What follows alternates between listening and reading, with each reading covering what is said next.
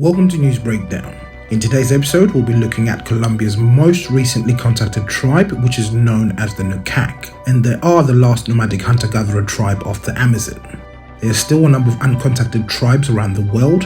However, in this episode, we'll be taking a look at a tribe that has made contact with modern humans recently. They are one of 6 groups known as the Maku peoples, all nomadic hunter-gatherers living in the headwaters of the northwest Amazon basin.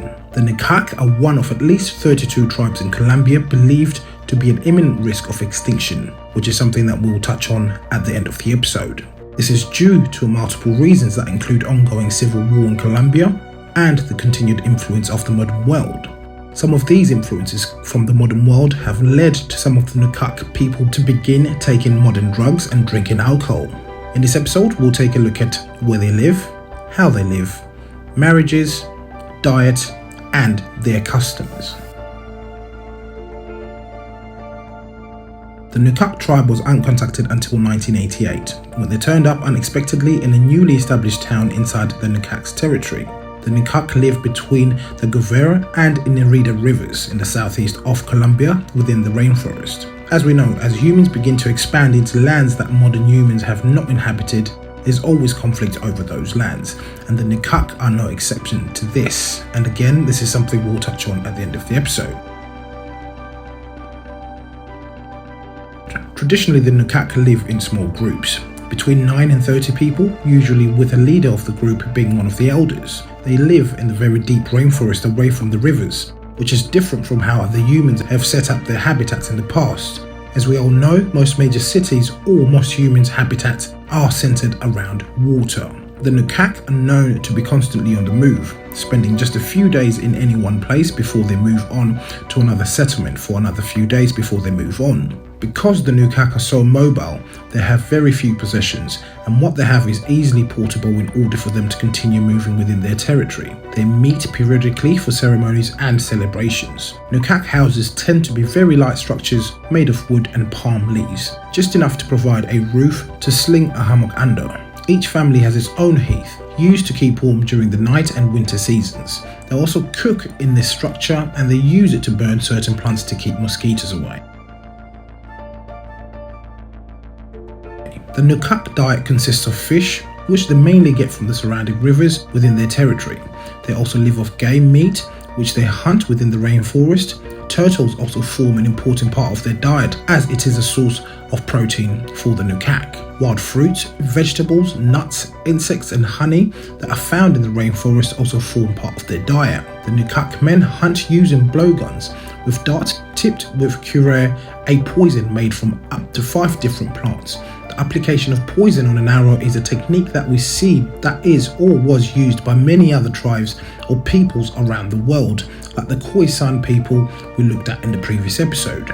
You can click the card above to watch the video on the Khoi, or if you are listening to the audio version, you can find the link in the description below.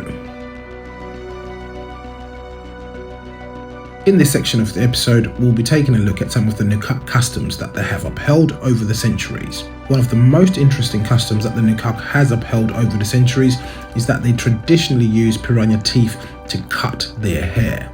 We all want to have a nice haircut, and I can certainly say this is a genius way of doing so. The Nukak women pluck their eyebrows and cut their hair very short too. 10 territorial Nukak groups have been identified, each one with at least 50 to 60 people. If groups merge together, a special ritual is performed called Entiwat. The groups dance face to face, striking and verbally injuring each other until the ritual reaches an intense moment when they all embrace each other while weeping and expressing their affection for their ancestors. Another ritual called imminent is performed when the groups perform a form of exchange. The Nukak tribe believes in animism. It refers to the belief that non-human entities are spiritual beings, or at least embody some kind of life principle. Animism encompasses the belief that there is no separation between the spiritual and the physical world. The Nukak tribe believes that souls or spirits exist, not only in humans, but also in all other animals, plants, rocks, natural phenomena such as thunder, geographic features such as mountains or rivers, or other entities of the natural environment. So they show a great respect for the world that we live in. Marriage is one of the most important customs to the Nukak tribe. After the man has formally courted the woman with gifts, she has to live with him. If the woman still lives with her father, the gift must also include him. The man must go through an invitation ritual in which he demonstrates his abilities to the woman as he endures several penalties and difficulties. If the woman accepts and has a child, the couple is considered a formal pair. Marriage candidates are chosen from certain groups to avoid marrying cousins from the mother's side. A man can have more than one wife, though this is very uncommon. They also practice a temporary form of polyandry. A woman has sexual relations with more than one man, believing this ensures that her children will properly develop in the womb. So in conclusion, I would say today the Nukak's way of life is under threat as their land is continuously being occupied by cocoa growers and overrun by the bloody violence of Colombia's civil war.